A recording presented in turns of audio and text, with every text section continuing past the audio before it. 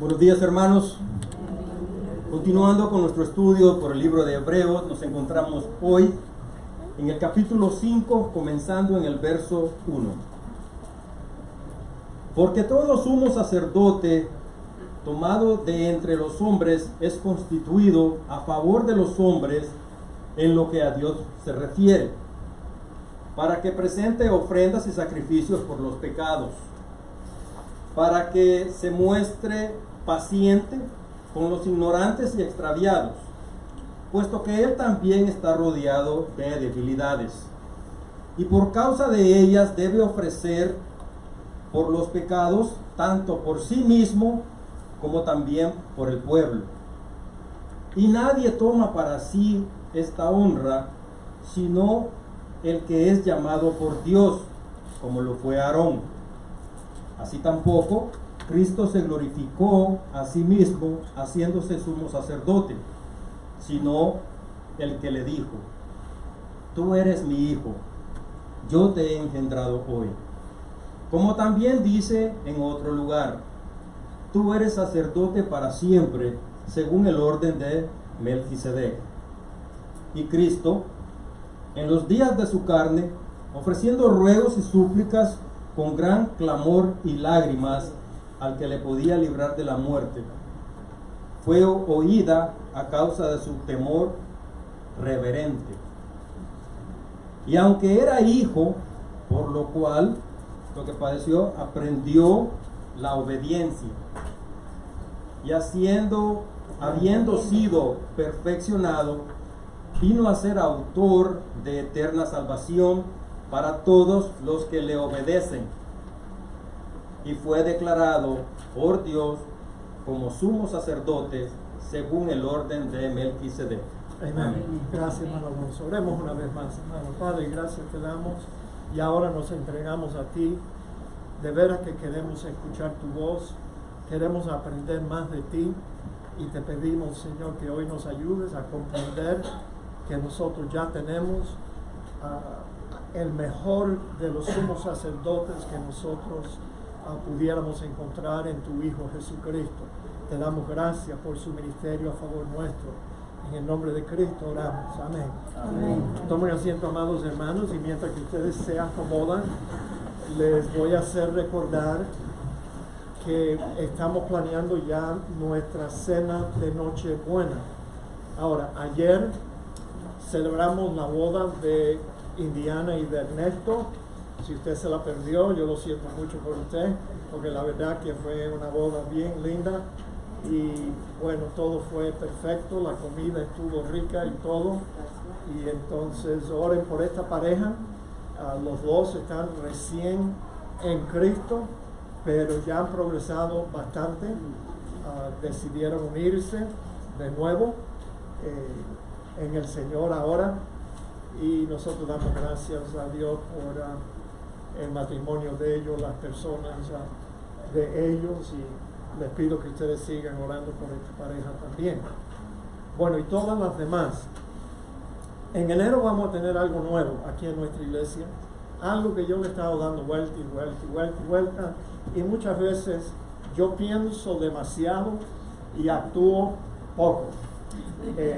Pienso las cosas demasiado, pero yo había prometido a los caballeros de la iglesia, escuchen bien, hombres que están casados solamente.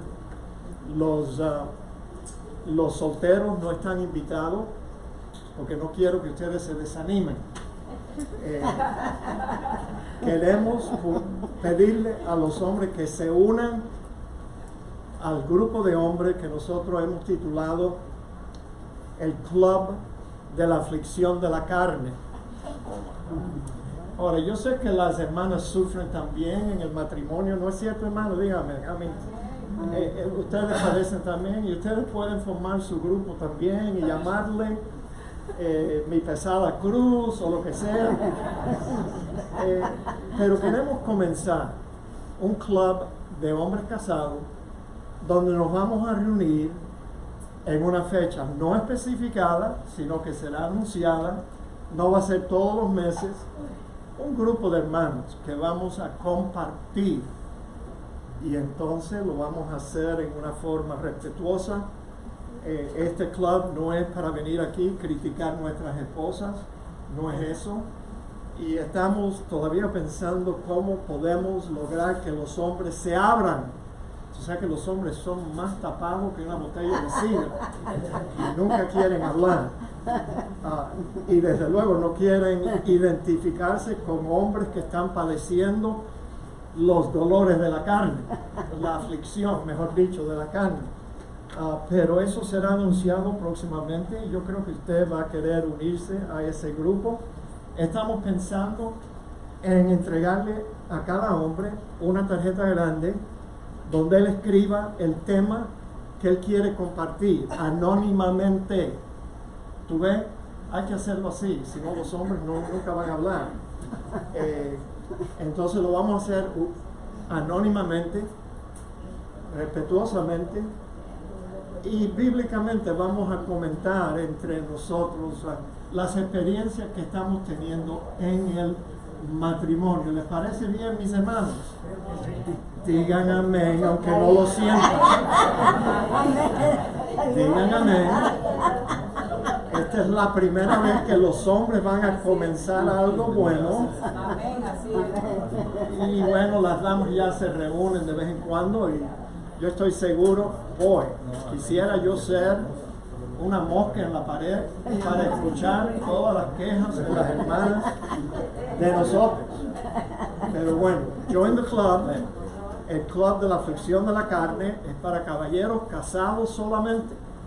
Y entonces, y bueno, ahora ustedes comprenden por qué no vamos a invitar a los solteros. No queremos que azorarlos a ellos. No queremos desanimarlos. Entonces, más información sobre eso para el año entrante.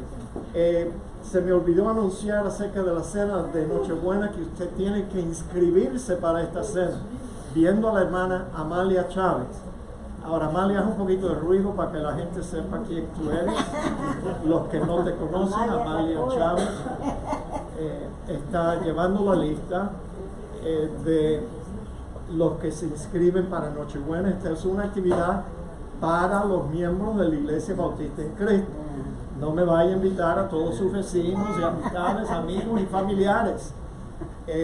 Porque ellos con mucho gusto van a venir a comer, ¿no es cierto? Pero después no los vamos a ver más. Y entonces, por eso queremos celebrar la Nochebuena entre nosotros como familia que somos. Y va a ser una noche bien hermosa. Y no va a ser el 24, noten, no es el 24. La fecha tradicional de Nochebuena es el 24. Nosotros vamos a tener el domingo 22, que es el domingo antes de esa misma semana de Nochebuena. Muy bien, hermanos, no más anuncios. Vamos a ir a la palabra de Dios. Ya ustedes saben que este es el segundo estudio que estamos teniendo en este pasaje en el libro de los Hebreos. Y ya entendemos, yo espero, ustedes que han estado aquí antes, que el autor del libro de los Hebreos está exaltando a todos los aspectos de la persona de Cristo, de su ministerio a favor nuestro, tratando de lograr que estos hebreos que estaban siendo perseguidos, los cristianos estaban siendo perseguidos, él estaba tratando de lograr que ellos no se refugiaran en el judaísmo, lo cual sería un tremendo error. Si ya tienen a Cristo, si ya tienen un mejor sumo sacerdote, el mejor y gran sumo sacerdote, como lo llama aquí el autor, ¿qué error sería? ¿No es cierto? Que ellos, para tratar de escapar de la persecución, refugiarse y practicar el judaísmo de nuevo. No, señor, eso no es lo que ellos debían de hacer. Y el autor está tratando de lograr animarlos para que sigan fieles y permanezcan en la profesión que ellos habían hecho en Cristo Jesús. Ahora, hablando de un sumo sacerdote, yo sé que ustedes, igual que yo, que somos gentiles, no somos hebreos, nosotros no estamos tan acostumbrados a escuchar acerca del oficio y del ministerio de un sumo sacerdote. Todo eso puede ser como hablando en chino para ustedes. Pero déjenme decirles, lo importante es que nuestro Señor Jesucristo es nuestro gran sumo sacerdote, tanto de los cristianos hebreos como los gentiles. Amén. Cristianos gentiles. Entonces tenemos un gran sumo sacerdote, así que nos conviene comprender el ministerio de un sumo sacerdote. Y para comprender mejor ese importante ministerio de Cristo a favor nuestro, nos conviene comparar por unos instantes el sumo sacerdocio de Cristo con el sacerdocio levítico del Antiguo Testamento. Acuérdese que cuando Cristo vino a la tierra y cuando Él llegó a la edad de 30 años, que en los hebreos esa era la edad en que un muchacho se convertía en un hombre, los profetas tenían que ser de 30 años, no podían ser más jóvenes, 30 años. Entonces, cuando Cristo comenzó su ministerio público, todavía los judíos estaban celebrando su religión en la misma forma antigua. Se estaban haciendo 1000 sacrificios por día.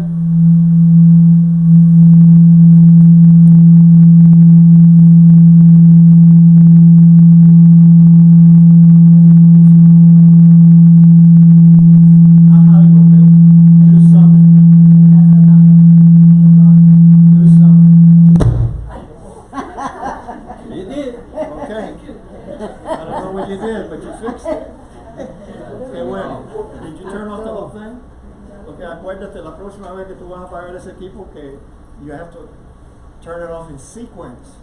Hay uno que tienes que apagar primero, después el otro, y eso salva a los parlantes para que no se disparen así tan fuerte. Muy bien, mis amados hermanos. Anoche yo dije que yo tengo una voz megafónica y debido a que ya descansé un poco anoche, yo creo que yo puedo predicar sin este chaleco que me molesta mis orejas a veces. Entonces, le rogamos que usted preste atención, pero un pequeño resumen de lo que ya vimos la semana pasada, pero va a ser rápido. Fíjense, estas son las razones por las cuales el sacerdocio de Cristo es superior al sacerdocio levítico de los sacerdotes en el Antiguo Testamento. Yo estaba diciendo algo acerca del templo, aún en la vida de nuestro Señor Jesucristo, y hasta 30 años después de su muerte y ascensión, los judíos estaban practicando los sacrificios allí en el templo de Jerusalén. Pero yo creo que fue debido a que Dios estaba tan disgustado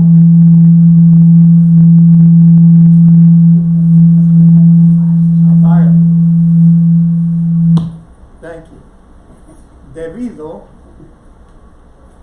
a que Dios estaba tan disgustado con ese pueblo de Israel. Dios destruyó el templo en el año 70 del primer siglo, o sea, unos 30 años después de la muerte y resurrección de Cristo. Acabó con eso. Ellos habían rechazado su gran sumo sacerdote, el Mesías. Y entonces Dios quiso destruir el templo para que ellos no continuaran con esos sacrificios de animales que ya no tenían vigencia alguna. Entonces, mis amados hermanos, aquí el autor dice en primer lugar que los sacerdotes levíticos eran los hijos de Aarón. O sea, en otras palabras, ellos eran seres humanos. El autor recuerda a sus lectores que Jesucristo es el Hijo de Dios. Eso es la primera cosa y la más grande que hace a Cristo superior a los sacerdotes levíticos, aún los sumos sacerdotes. En segundo lugar, los sumos sacerdotes levíticos solo podían entrar en el lugar santísimo del templo una vez al año. Fíjate para eso. Podían entrar en el lugar santo, pero en el lugar santísimo solamente una vez al año, porque allí era donde estaba la presencia de Dios en el arca. ¿Cómo se llamaba? El arca. El arca del pacto. Acuérdense que dentro de ese arca que Dios le dio instrucciones a Moisés para que ellos fabricaran y que guardaran adentro las tablas de los 10 mandamientos que Dios le había escrito con su dedo a Moisés. Allí se encontraba también una muestra del maná que Dios proveyó por ellos en su viaje a través del desierto, y también estaba la vara de Moisés que había reverdecido. Todas esas tres cosas que estaban allí en el arca del pacto, realmente los judíos, para ellos esas cosas significaban algo tremendo. Tú sabes que Dios había hecho esas grandes obras por su pueblo, el maná, la vara de Moisés, que cuando él la extendió por encima del mar rojo, se apartieron las aguas, Dios los libró. Y así, mis amados hermanos, los 10 mandamientos. El único problema, que Dios veía esas cosas diferentes, porque para Dios, ellos habían pecado. Con los 10 mandamientos habían fracasado. Habían fracasado con el maná. ¿En qué forma? Se empezaron a quejar del maná. Este pan tan liviano. Chicos, Dios los estaba alimentando gratis. Y aún se empezaron a quejar. Y luego la vara de Moisés, sí, partió el mar rojo. Dios a través de Moisés y de esa vara. Pero ¿sabe qué? Era símbolo de pecado delante de Dios también. Porque con ella Moisés fracasó. Y por eso no pudo entrar en la tierra prometida. Dios le dijo, habla la peña y va a dar agua. Y parece que Moisés era de carácter como de un cubano como yo. Y en vez de hablarle a la peña, cogió su vara y le dio un golpe. Fíjate si Dios es exacto, si Dios es preciso. Cuando Dios dice, haz esto y hazlo así, you better not do it de otra forma. No lo hagas de otra forma. Y entonces Dios castigó a Moisés en que él solo pudo ver desde lejos la tierra prometida, pero no pudo entrar en ella. Así que esos tres elementos dentro del arca del pacto, para Dios representaba el pecado de su pueblo. Y es por eso que el sumo sacerdote, después de hacer un sacrificio de un animal sin mancha, entraba en ese lugar santísimo en el día de arrepentimiento judío, el día de Yom Kippur, y echaba la sangre de ese animal encima del arca del pacto, cubriendo así los pecados del pueblo de la vista de Dios. ¿Se dan cuenta? Y eso era necesario hacer para que Dios perdonara a su pueblo, no solamente de los pecados que habían cometido durante su travesía del desierto, pero los pecados que habían cometido ese año. Bueno, entonces, en cambio, Cristo, fíjate, traspasó los cielos al mismo trono de Dios y allí permanentemente hace intercesión por nosotros. Qué lindo el pasaje en la Biblia que dice que cuando Cristo entregó su espíritu en la cruz, el velo del templo se un terremoto lo rompió, abriendo así paso para que todo creyente en el nuevo pacto tuviera acceso a la misma presencia de Dios. Qué bueno. Amén. Sí, mis amados. Tercera razón por la cual Cristo es mejor. Cristo es un perfecto y gran sumo sacerdote que se puede compadecer de nuestras debilidades humanas, ya que Él también vivió como hombre y participó de nuestras debilidades humanas. Los sumos sacerdotes humanos eran imperfectos. La misericordia, por tanto, y la compasión que podían mostrar a los feligreses fue también imperfecta. Número 4. Cristo es un perfecto sumo sacerdote porque no solo conoce y puede compadecerse de nuestras debilidades, sino que también fue tentado en todo, pero sin pecado. Yo estoy yendo bien rápido a través de estas razones porque ya las estudiamos la semana pasada, por si acaso. Usted piensa, a ver, el pastor está yendo muy rápido. Es que ya esto lo estudiamos la semana pasada. Pero noten, los sumos sacerdotes humanos, todos fueron tentados, pero ellos pecaron. ¿Se dan cuenta la diferencia? Mire, es obvia. Debe ser tan claro como el agua que Jesucristo es mejor sumo sacerdote porque Él nunca pecó, Él era perfecto. Número 5. Las razones, otra razón más de por qué el ministerio de Cristo es superior, es que en Cristo tenemos un gran sumo sacerdote porque no tiene necesidad de hacer expiación por sus propios pecados, como tenía que hacer los sacerdotes humanos. Sí, antes de pedir el perdón de los pecados del pueblo, él tenía que primero hacer un sacrificio por los pecados propios y ofrecérselo a Dios, porque él como ser humano, él también estaba lleno de pecados, lleno de debilidades. Sexta razón, en Cristo tenemos un mejor sumo sacerdote debido a que él no expió nuestros pecados con sangre de animales, sino con su propia sangre. ¿Qué le parece? Es mucho mejor. La verdad que yo tengo lástima por los animales, especialmente los animalitos que son abusados, que muchas veces estamos escuchando noticias de perros y gatos y increíble lo que los hombres hacen. Pero cuidado con un muchacho que llena le riega gasolina a un gato y después le prende fuego para que el animalito se queme vivo. Cuidado con un ser humano así, porque él está a un paso de un día a coger un revólver, un cuchillo y matar a otro ser humano. Tan facilito nada más.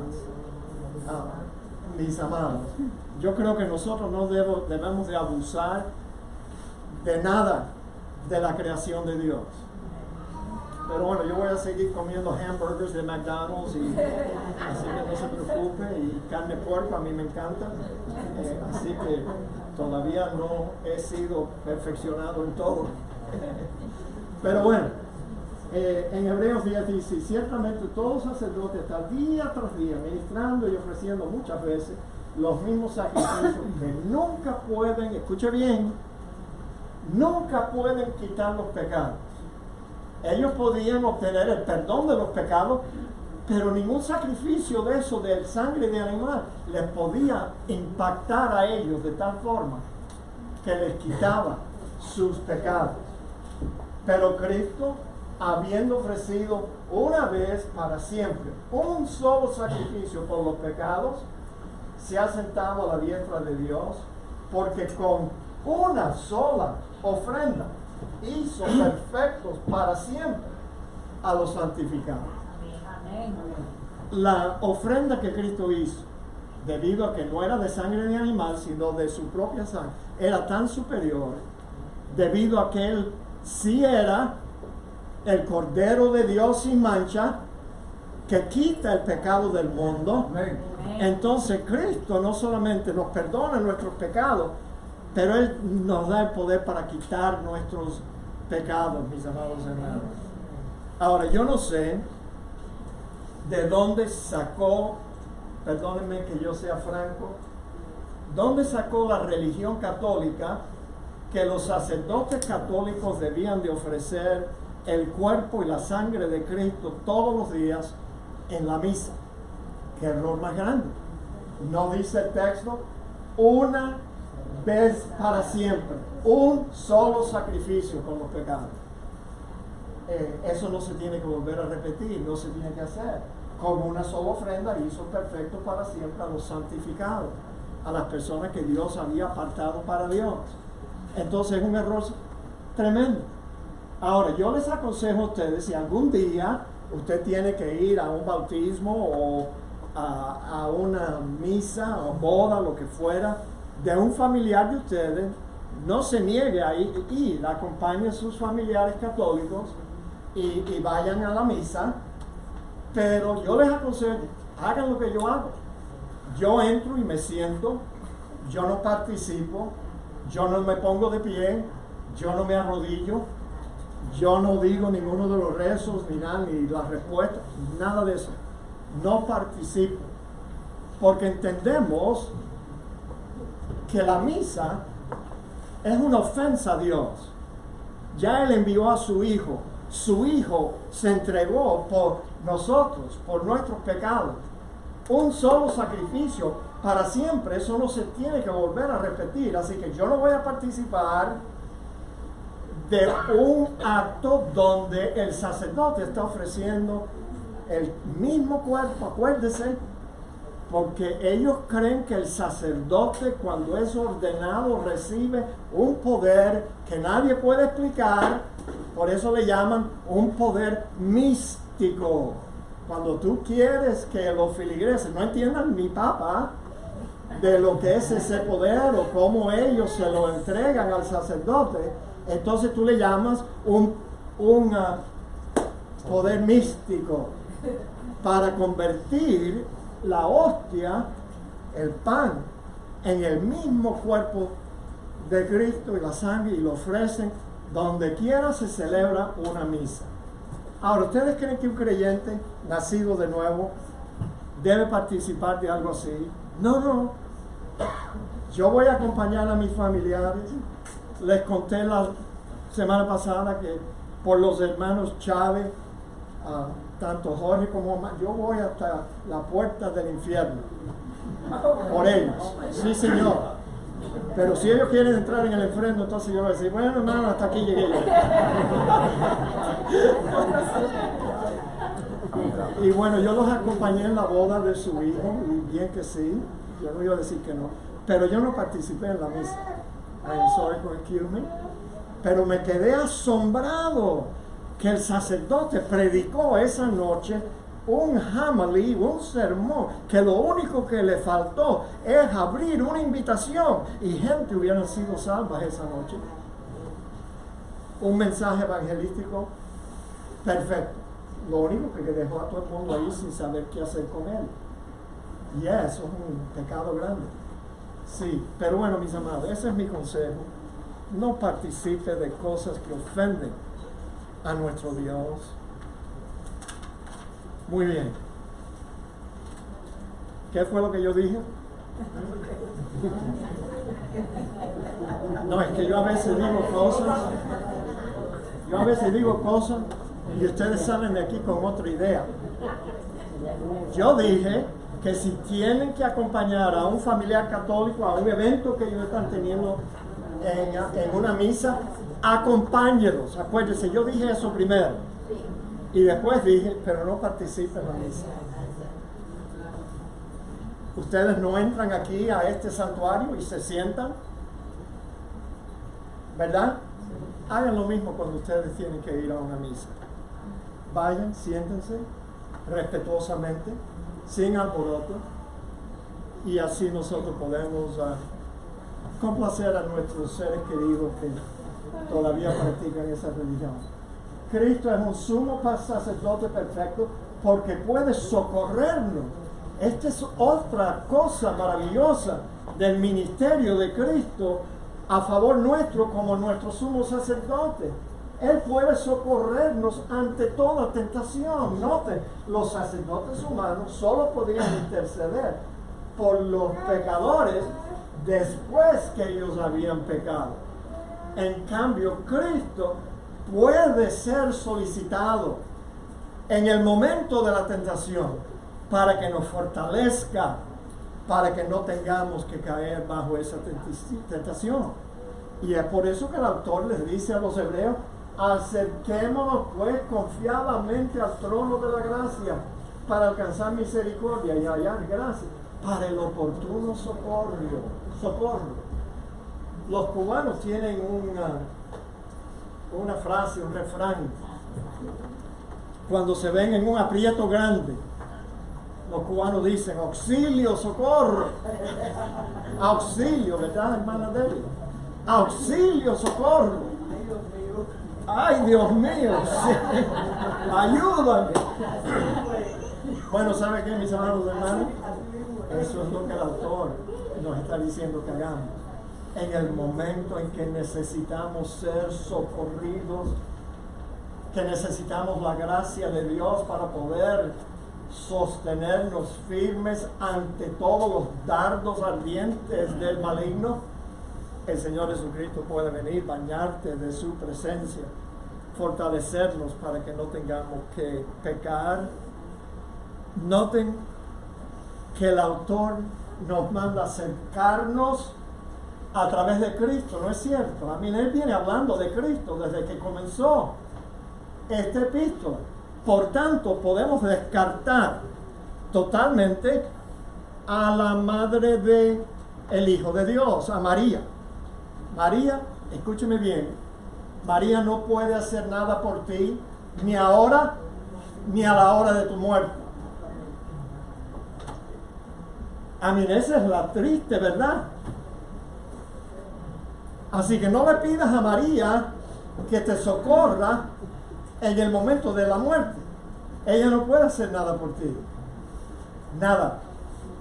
Ella no fue la que murió por nuestros pecados. Ella no es nuestro sumo sacerdote. Ella no es una corredentora. María no fue un ser divino. Ella fue un ser humano, excelente ser humano.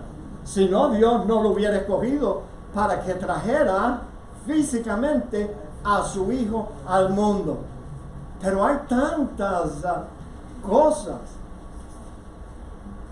que los católicos creen acerca de María que nos hacen mucho daño.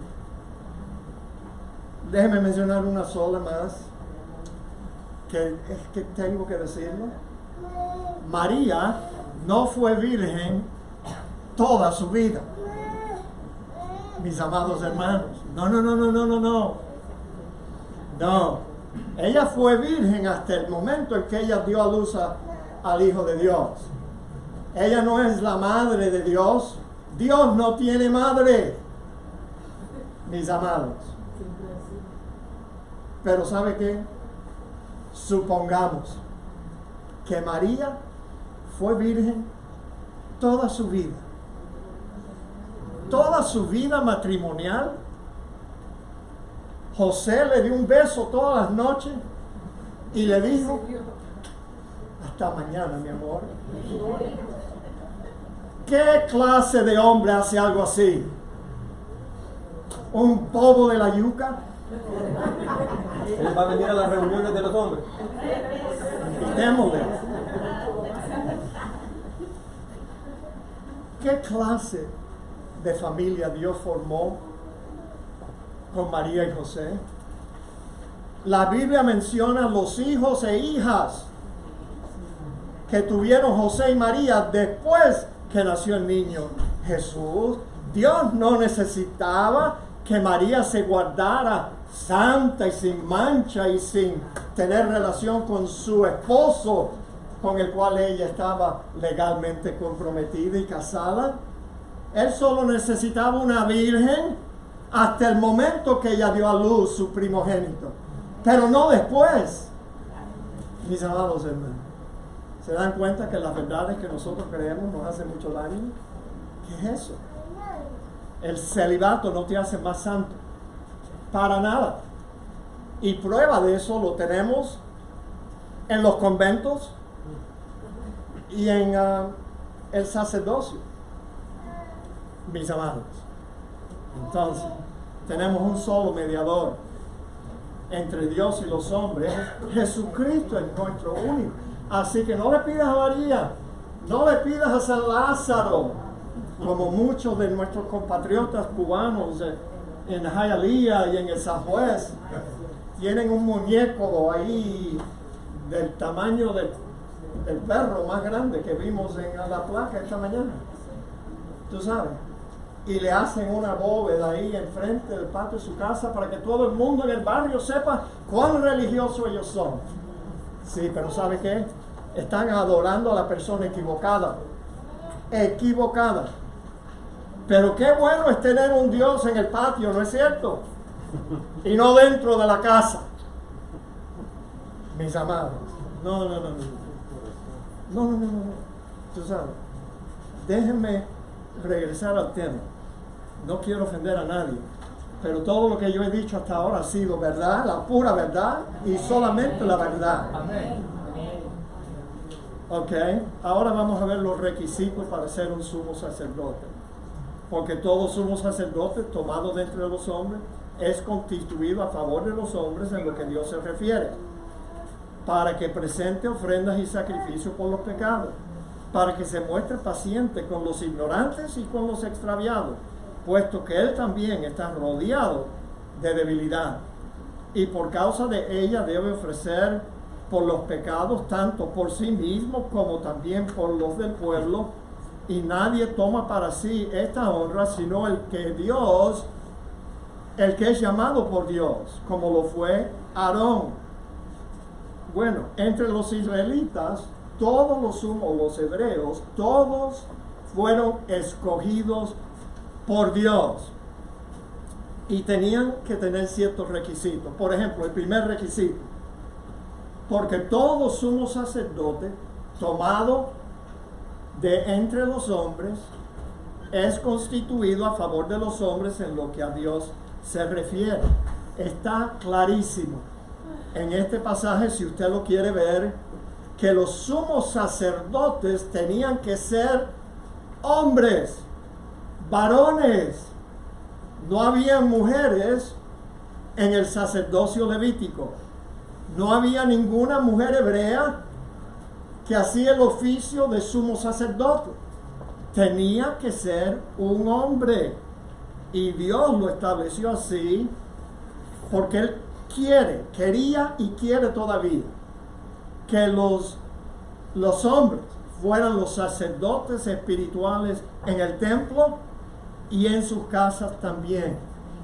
Entonces la mujer, bajo el antiguo pacto, déjeme decirle, ustedes tenían más desventaja.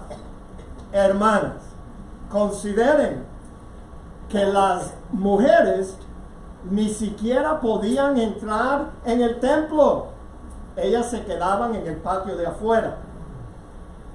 Yo me puse a pensar esta mañana, yo estoy en pie desde las 4 de la mañana, pensando sobre este pasaje. ¿Por qué sería que Dios excluyó a las mujeres de la adoración en el templo? Y yo solo llegué a una sola conclusión. Se la voy a ofrecer. Agárrela si usted quiere. ¿Sabe por qué Dios no permitía a las mujeres que entraran en el templo? La razón es porque las mujeres son una tremenda distracción en la adoración para un hombre. Exacto. Exacto. Entonces las mujeres se quedaban fuera. No, pero hermanas, consideren a Cristo. Acuérdense que en el nuevo pacto Él abrió paso a todos los creyentes. Ahora tanto hombres como mujeres podían entrar en la misma presencia de Dios. Ya no hay restricción. Pero esa es otra razón por la cual Dios nunca eligió a una mujer, nunca llamó a una mujer para que fuera sumo sacerdote. No, mis amados hermanos. Ahora, en el nuevo pacto las mujeres tienen más oportunidades de servicio que lo que tenían antes en el antiguo pacto. Pero yo vivo convencido que ninguna mujer debe asumir el oficio de pastora de una iglesia. Pastora no, porque eso va en contra del plan y diseño de Dios de levantar a los hombres, para que ellos sean los líderes espirituales en la iglesia y en la casa también. La mujer no debe ejercer autoridad o presidir sobre el hombre en los ministerios de la iglesia. Ok, yo sé que en la casa ella es la que manda más. Bueno, ese es otro asunto. Pero ¿sabe qué? No en la iglesia. Una mujer no debe servir como pastora. Lo siento mucho. No puede. Y muéstrame a una pastora. Y tú me vas a mostrar a mí una mujer que probablemente está divorciada o tiene un esposo que es un guiñapo, que no sirve como hombre. I am sorry to excuse me. Tú sabes. Pero el apóstol Pablo fue bien claro que la mujer no debe de enseñar a los hombres tampoco. No. Dios quiere que los hombres abran su palabra todos los días y que ellos enseñen a sus mujeres y a sus niños. Que ellos sean los líderes en el hogar. Por tanto, yo nunca me voy a ser miembro de una iglesia que tiene una pastora. Por muy capaz que ella sea. Por muy lindo que ella predique. Lo siento mucho. Pero no necesitamos que una mujer nos enseñe a nosotros. Es más, yo creo que Dios nos ha dado la capacidad para enseñar a muchas mujeres cómo comportarse y lo que Dios demanda de ellas. Digan amén, hermanos. Por lo menos vamos a necesitar el club de los afligidos en la carne más ahora.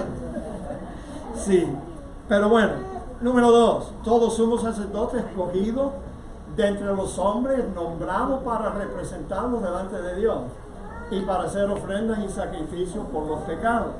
Así lo dice la versión Dios habla hoy. Entonces, mis amados hermanos, ¿qué aprendemos aquí? Bueno, aprendemos que era necesaria esta función en el antiguo pacto también y en el nuevo que Cristo hace por nosotros. El Señor Jesucristo es el que nos representa a nosotros delante de Dios. Ok, número 3. Para que muestre paciencia con los ignorantes y extraviados, puesto que Él también está rodeado de debilidad. Fíjense, hay algo aquí que quiero señalar. El sacerdote, sumo sacerdote, tenía que ser paciente con los ignorantes. ¿Quién es un ignorante? Un ignorante es un creyente que peca por ignorancia. Él peca por ignorancia. Pero también tenía que mostrar paciencia con los extraviados. ¿En qué forma peca un creyente que se ha extraviado? Un creyente sí peca a sabiendas. Él sabe lo que está haciendo es pecado, pero lo hace de todas formas. Entonces él tenía que mostrar paciencia y misericordia para con los ignorantes y los extraviados. Y la razón, lo que lo motivaba a él a tener esta paciencia, es que él también estaba rodeado de debilidad. Y estamos hablando de los sacerdotes humanos, pero no de Cristo. Número 4. Y por causa de ella debe ofrecer por los pecados tanto por sí mismo como también por los del pueblo. Ya hablamos un poco acerca de esto. Número 5. Otro requisito es que nadie toma para sí esta honra, sino el que es llamado por Dios. O sea, Dios era el que llamaba. No me pregunte a mí en qué forma los llamaba. Yo solo te puedo decir que no los llamaba por teléfono, porque no existían los teléfonos, pero Él los llamaba, Él los seleccionaba. De alguna forma Dios llamaba directamente a las personas que debían de servir como sumo sacerdote. Y solo los sacerdotes llamados por Dios tenían autoridad de ofrecer sacrificios por los pecados. Nadie debía de tomar por sí mismo este oficio, o comprarlo tampoco. No era por política o por influencia económica. No. Dios llamaba a los sumos sacerdotes. Dios fue el que decidió que todos los sacerdotes iban a venir de una sola tribu. La tribu de Leví. Las otras tribus eran excluidas, pero los Leví también eran excluidos de poseer la tierra. Ellos vivían en la tierra, pero no recibieron parte de ella. Ellos eran los sacerdotes de todo el pueblo y debían de moverse dentro de todo el pueblo, influenciando el pueblo de Dios para bien. Pero bueno, vamos a hablar del pastorado, un momento. Yo no sé si usted lo sabe o no, pero hay entre los bautistas aún y en otras denominaciones también pastores que creen que el pastorado requiere también un llamado súper especial de Dios. Y bueno, yo antes creía así, pero desde el principio que me convertí, poco tiempo después, un amigo que la hermana Nereida conoce un poco, yo lo conozco personalmente, pero Nereida leyó su libro. Guido Castellano escribió un libro que él tituló Mi Patria de Papel. Claro, es una patria que solo tienen en papel, en fotografías, porque él es cubano y tuvo que salir en el exilio y venir para aquí, por los Estados Unidos. Pero Guido fue el primero que despertó en mí. Un día él me dijo, ¿tú sabes llamado? Yo no creo en ningún llamado. Yo creo en lo que Pablo dijo. Y Pablo dijo, si alguno anhela obispado, buena obra desea. Y así fue Dios lidiando conmigo hasta que yo llegué a comprender. Si usted quiere saber cómo Dios, vamos a decirlo así, entre comillas, llama a un hombre para que sirva en el ministerio pastoral, yo creo que los hombres responden al deseo de servir en ese oficio porque Dios ha puesto en ellos el deseo de entrar en un ministerio pastoral, de entrar en el ministerio, sea part-time o full-time. Pero antes de comenzar Dios a darnos el deseo, el candidato debe estar seguro de que Él reúne todos los dones necesarios para llevar a cabo ese oficio. Y yo me tuve que dar cuenta que así lo hizo Dios conmigo. Yo no creo en un llamado de eso místico, espiritual, que un día yo sentí que Dios me estaba llamando. No. ¿Tú sabes cómo yo descubrí que Dios me quería a mí en el ministerio? No era lo que yo quería. Créeme que cuando yo te diga que no era lo que yo quería, no porque tenía planes de hacer otra cosa, sino porque yo no pensaba que yo iba a poder hacer el oficio de pastor. Y todavía pienso que solo con la ayuda de Dios lo puedo llevar a cabo. Pero ¿sabe qué? Yo me fui dando cuenta que Dios me había capacitado para hacerlo. En la escuela dominical, for my goodness gracious, me di cuenta cuando un día, ¿cómo se llama ese hermano? ¿Dónde está Oscar? Ferrucio Morelli. ¿Qué nombre tenía ese hermano? ¿Se acuerda de Morelli, hermano Oscar? Ferrucio Morelli. Yo acababa de entrar en esa iglesia hispana. Yo casi a duras penas hablaba español. Y Morelli se me acerca un día y me dice, José, yo quiero que tú sepas que tú vas a enseñar la clase de escuela dominical de los jóvenes. Yo le dije, what? You gotta be kidding me. You're crazy. I can't do that. Yo no puedo hacer eso. Y tú sabes, yo no puedo hablar en público. Yo no puedo ser maestro. Tú sabes, como cuando Dios llamó a Moisés, tú sabes. No, yo soy torpe, yo no hablo bien, busca otro. Y entonces Morelli me calmó los nervios, me dijo, José, mira, yo te voy a ayudar, ven a mi casa. Él vivía en Miami Lakes, ven a mi casa y yo te voy a ayudar a preparar tu primera clase. Y así lo hizo.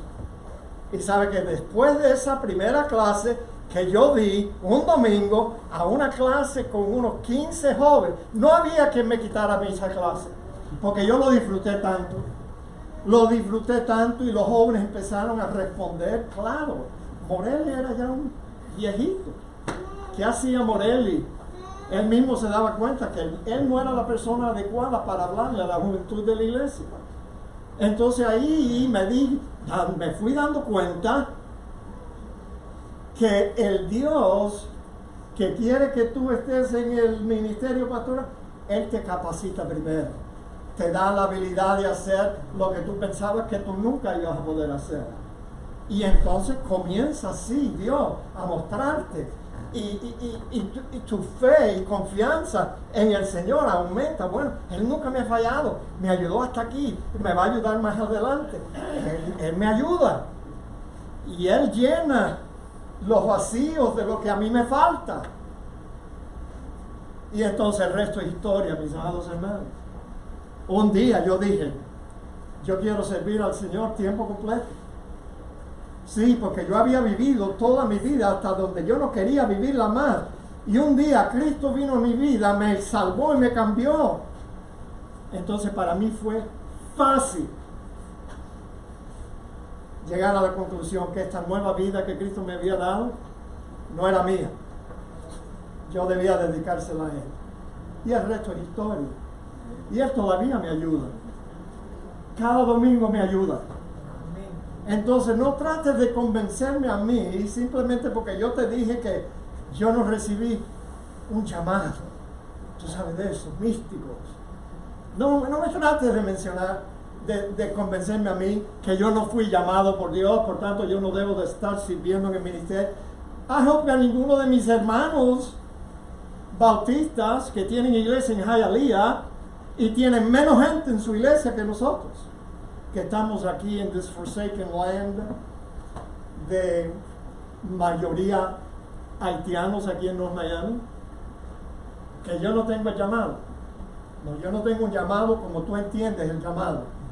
Pero un día Dios puso en mi corazón y me comprobó que Él iba a estar conmigo, me iba a ayudar a hacerlo. Amén. Y Él puso el deseo en mi corazón de desear el ministerio pastoral. ¿No fue eso lo que dijo el apóstol Pablo?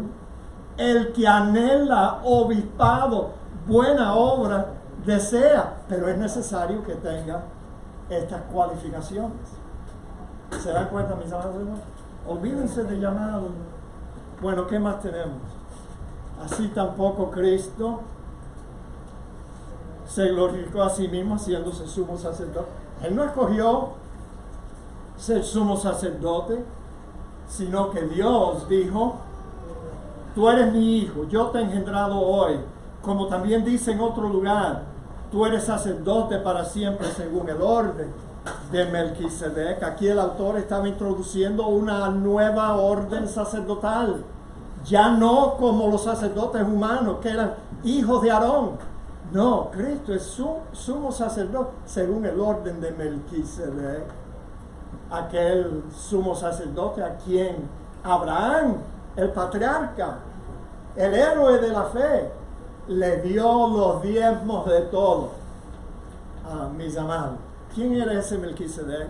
Stay with us. En el capítulo 7 vamos a aprender mucho más acerca de quién era ese sumo sacerdote Melquisedec. Bueno, mis amados hermanos, tengo que encontrar un lugar donde terminar este sermón. Noten que dice que Cristo, tú eres sumo sacerdote para siempre.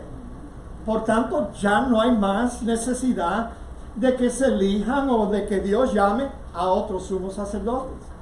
El pastorado no es igual al oficio de un sumo sacerdote. No, el pastor es un maestro. That's it. Un maestro de la palabra de Dios. Eso es lo que separa a un diácono de un pastor maestro. El diácono es un hombre en la iglesia que sirve con sus manos. Oh, yo le doy gracias a Dios por los hombres en esta iglesia. Oye, anoche estaban aquí trabajando como hormiguitas, poniendo todo eso, porque nosotros habíamos mirado esta iglesia al revés, Indiana, para que tú te sintieras bien y pudieras entrar con ese vestido. Ay, my goodness, qué vestido más lindo tuvo Indiana.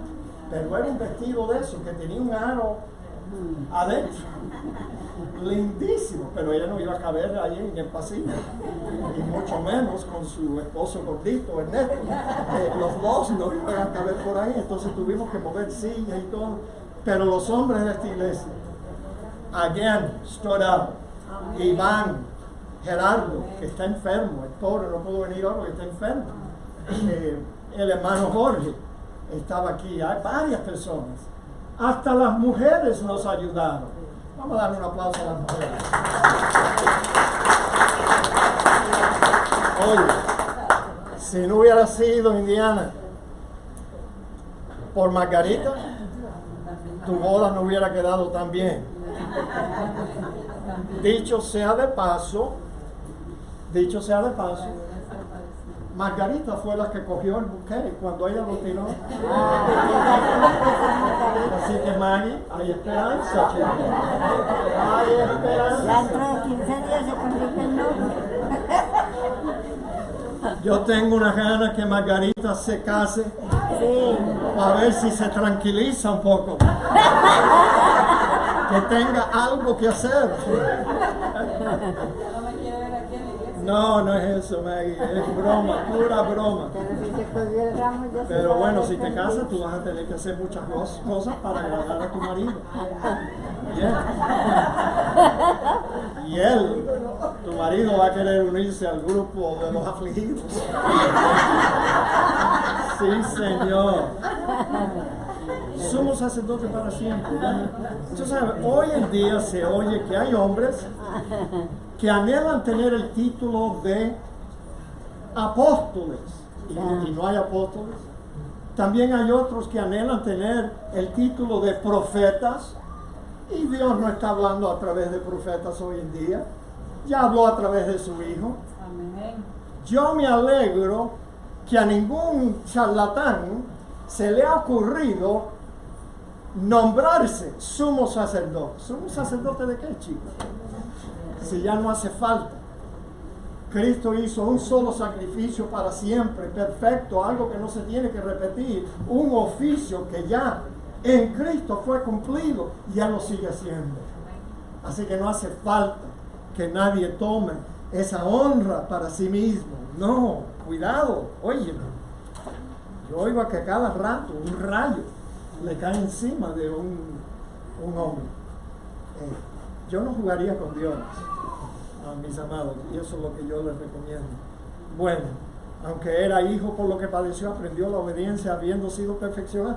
Déjame decirte, en su estado como hijo de Dios, hijo divino, coigual, coeterno con Dios, el Señor Jesucristo era perfecto en todo, Él era obediente en todo, Él no necesitaba ser perfeccionado para nada, ya Él era perfecto, pero en su humanidad ya es otra cosa.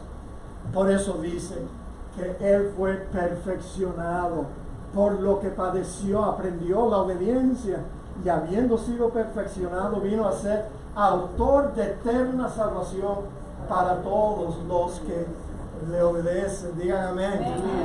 Sí, pero ¿sabe qué? No es para todos. Es para aquellos que le obedecen solamente. Y la obediencia aquí mencionada es la obediencia al mensaje del Evangelio. Sí, si tú no crees en el Evangelio de Cristo, pues tú no vas a poder beneficiarte del ministerio sumo sacerdotal de Cristo. Es solo para aquellos que le obedecen. No hay tal cosa como piensan muchos de que existe una salvación universal y que ya Cristo murió por todos y por tanto ya todos son salvos. Ni lo creas por un momento. Es solo para aquellos que obedecen el Evangelio. Por tanto, no es para aquellos que solo son religiosos. No. No es de aquellos que son miembros de una iglesia. No, tú puedes ser miembro de la iglesia bautista en Cristo y un día despertar en el infierno, mis amados. No es de aquellos que se bautizan tampoco. Cuando se bautiza una persona que no ha creído auténticamente en Cristo, lo único que hemos logrado es mojarte la ropa. Pero no vas a ir al cielo. No es de aquellos que dicen que creen en Dios, no es de aquellos que dicen que creen en la Biblia, sino solo de aquellos que le obedecen. ¿Y qué es lo que debemos obedecer? Con esto terminamos. Debemos creer en Cristo. Entonces le dijeron, ¿qué debemos de hacer para poner en práctica las obras de Dios? Entonces, ¿sabes? Siempre los hombres piensan que ellos van a poder acercarse a Dios por medio de sus buenas obras, ¿ve? Por eso le hicieron esa pregunta. Y entonces respondió Jesús y les dijo, esta es la obra de Dios. Mira, do this one thing, haz esto. Esta es la obra de Dios, que creáis en el que Él ha enviado. Cree en el Hijo y vas a ser salvo. Debemos creer en el testimonio que Dios da acerca de su Hijo. Vaya por una calle de aquí de Miami, párese en una esquina, la gente va a pensar que tú estás loco. Pero pregúntale a la gente que pasa delante de ti, ¿qué piensa usted de Jesucristo? Y tú sabes qué, todo el mundo va a tener una opinión. Digo, el que te quiere contestar la pregunta. Oh, él fue un buen maestro, oh, él fue un buen hombre, oh, él fue esto y fue lo otro y fue lo otro. Pero fíjate, si vamos a atender las opiniones de los hombres acerca de Cristo, ¿no sería mucho mejor creer en el testimonio que Dios da de su Hijo? Y este es el testimonio que Dios nos ha dado, vida eterna. Y esta vida está en su Hijo. No es más nadie, no es María o ninguno de los santos. El que tiene al Hijo tiene la vida. El que no tiene al Hijo de Dios no tiene la vida. Chico, está ahí en blanco y negro. Tienes que tener al Hijo. Tienes que invitar al Hijo que venga a tu vida y te salve a ti. Entonces debemos de recibirlo. Como dice aquí el pasaje de Juan. A lo suyo vino. Eso no quiere decir que Él vino a buscar los judíos, como alguna gente interpreta. No, Él vino a lo suyo. Todos los seres creados eran suyos. Él nos creó a todos. Así que vino a lo suyo y los suyos no le recibieron. Mas a todos los que le recibieron, a los que creen en su nombre, les dio potestad de ser hechos hijos de Dios. Tenemos que recibir a Cristo. Pero bueno, yo he decidido que yo nunca voy a citar el versículo 11 y 12 sin incluir el 13. Porque fíjate lo que dice el 13 del mismo pasaje. Los que le reciben son los cuales son engendrados no de sangre, ni de voluntad de carne, ni de voluntad de varón, sino de Dios. ¿Qué te parece? Así que los que le reciben no aceptan esta salvación porque mis padres fueron cristianos y yo la heredé de ellos. No, los que reciben a Cristo fueron engendrados por Dios el Padre. No es de sangre, ni de voluntad de carne, ni de voluntad de algún hombre, sino de Dios. ¿Te molesta eso acerca de nuestro Dios? ¿Te molesta saber que Dios escogió a las personas que iban a ser salvas? Si te molesta, déjame darte un buen consejo. Get over it. Ese es el Dios de la Biblia. Get over it. Porque déjame decirte lo que hubiera sucedido si Dios no hubiera hecho una elección. Nadie hubiera venido a recibirlo. Nadie hubiera venido a buscarlo. Tomó una acción soberana de Dios para que por lo menos algunos fueran salvos. Y entre ellos están todos nosotros que ya somos salvos, que ya hemos nacido de nuevo. Pero yo lo siento mucho con las personas que se oponen a lo que Dios hizo. Get over it. ¿Qué más? 2 placas más. Ya voy. ¿Tienes que ir al baño, María? No, hoy no. Qué bueno. Here we go. Debemos comprender que en ningún otro hay salvación. Es en Cristo solamente. En ningún otro hay salvación, porque no hay otro nombre dado al cielo dado en que podamos ser salvos.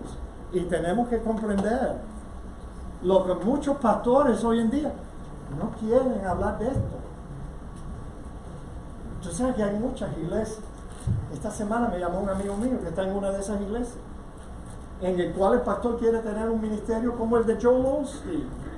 Él quiere que todo el mundo que venga y que vengan y que no se sienten mal, y el pastor nunca les dice que son pecadores y que están condenados al infierno. No, él les habla acerca del amor de Dios y que Dios te ama y Dios tiene misericordia y Dios quiere que tú tengas triunfo en la vida. y todo eso. Pero ¿sabe qué? Un día van a tener que dar cuenta por no advertir a los pecadores que les espera un juicio horrendo. Vi un gran trono. Este es solo un pasaje de muchos que hablan acerca de la condenación de los pecadores que rechazan a Cristo. Y vi un gran trono blanco y al que estaba sentado en él, delante del cual huyeron la tierra y el cielo, y ningún lugar se encontró para ellos. Y vio a los muertos grandes y pequeños de pie ante Dios, y los libros fueron abiertos, y otro libro fue abierto, el cual es el libro de la vida, y fueron juzgados los muertos por las cosas que estaban escritas en los libros, según sus obras. Y el mar entregó los muertos y que había en él, y la muerte y el Hades entregaron los muertos que había en ellos, y fueron juzgados cada uno según sus obras, según lo que habían hecho. Y la muerte y el Hades fueron lanzados al lago de fuego. Esta es la muerte segunda. Escuche bien. Y el que no se halló inscrito en el libro de la vida fue lanzado al lago de fuego. Fracatán. That's it. No hay segundo chance. Si tú te encuentras en ese juicio, that's it. Por haber rechazado a Cristo, tú vas a compadecer ante Dios en ese juicio del gran trono blanco. Mis amados hermanos, nos espera una condenación. Es más, que todo ser humano que puede escuchar nuestra voz en esta mañana, ya tú no tienes que hacer más nada para un día despertar en el infierno. No, ya tú vas a rumbo, a pasos gigantescos. Tú vas al infierno. Y no hay nada ni nadie que te va a poder sacar de allí, solo Cristo. Entonces debemos abrazar, obedecer su evangelio. La salvación es para todos aquellos que le obedecen. Oremos, hermano. Padre, gracias te damos por lo que hemos entendido. Yo te pido por cualquier persona aquí que está pensando que ya no quiere venir más. Señor, no fue nuestra intención, tú lo sabes, de ofender a nadie ni de condenar a nadie, sino de advertirle a todos lo que tienen que hacer para ser salvos. Yo te pido que tú toques los corazones aquí. Haz tu obra, Señor, la que nosotros no podemos hacer, para que todos comprendamos que necesitamos arrepentirnos de nuestros pecados y necesitamos abrazar el Evangelio de Cristo por medio de la fe. Y yo te pido que estas almas que están delante de mí hoy, ninguna de ellas tenga descanso hasta que se rindan, Señor, a tus pies, te reciban como Señor y Salvador. Y te lo pido en el nombre de Cristo Jesús. Amén. Los sugieres van a